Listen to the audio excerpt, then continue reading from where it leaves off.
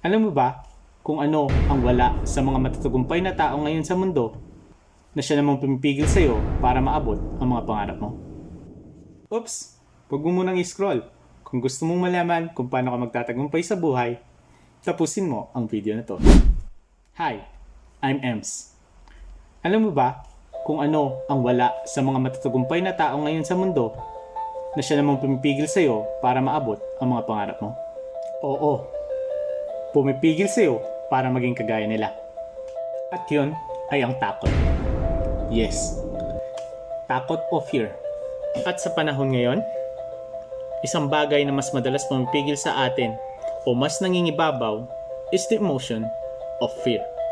Marami sa atin ang hinahayaan ng takot na kontrolin ng ating mga buhay. Di ba? At siya na rin nagiging hadlang para maabot ang mga pangarap o gusto mong mangyari sa buhay mo. Pero, paano kung sabihin ko sa iyo ngayon na ang takot ay isa lamang malaking ilusyon? Yes, it's only a big illusion. Nasa isip mo lang kumbaga. Look, fear is a powerful emotion. Pero mahalaga na maintindihan natin na madalas itong nakabase sa mga imahinasyon at hindi sa realidad. Kung saan mas madalas nang nangingibabaw at kumokontrol ng ating mga emosyon. Isipin mo ha, ilang beses ka na bang umiwas gumawa ng hakbang dahil natatakot ka sa mga hindi mo malaman na dahilan? Tapos, sa bandang huli, doon mo na lang na-realize na wala naman palang dahilan para matakot. For example, imaginein mo, gusto mo magtayo ng isang bagong negosyo, mag-aral, or mag-explore ng panibagong career sa buhay. Pero, natatakot kang mabigo. Or worse, natatakot ka sa kung anong pwedeng sabihin ng ibang tao o ng marites mo, kapitbahay. Oo, ang takot na to ang naglalagay ng mental barrier sa iyong isipan upang hindi ka magsimula sa kung ano man ang gusto mong gawin. Pero kung lalabanan mo ang takot na yan, magsimula ka, baka mas madali pa nga ang tagumpay kaysa sa inaakala mo. Just always remember that fear of failure is just an illusion created by your mind to keep you in your comfort zone or parang avatar na nakukulong sa yelo ng mahabang panahon.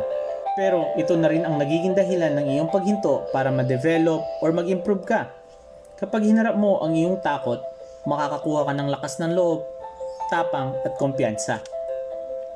Tignan mo, sina Kong TV, Sir Gavin, Miss Glenda, or even our double-time Olympic gold medalist, Mr. Carlos Yulo, Ramon Ang, Manny Pacquiao, or other successful people out there, do you think kung hinayaan nilang mangibabaw ang takot, nasa sitwasyon kaya sila na ngayon ng buhay nila kung nasan sila?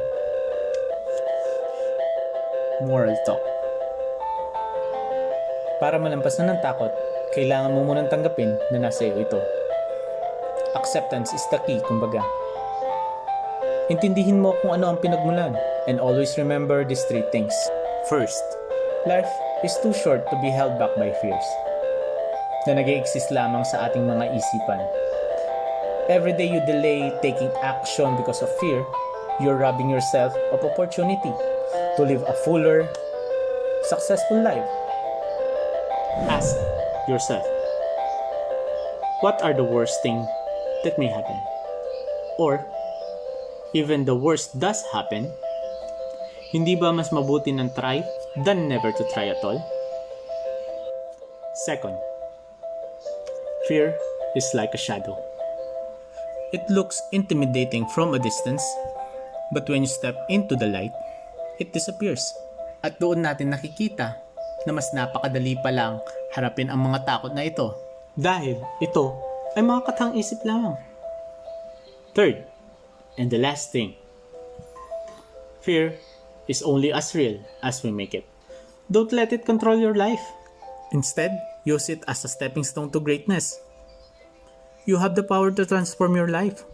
Embrace courage, step into your potential, and watch how your world changes. Ngayon, alam mo na kung ano ang wala sa kanila na kailangan mong alisin.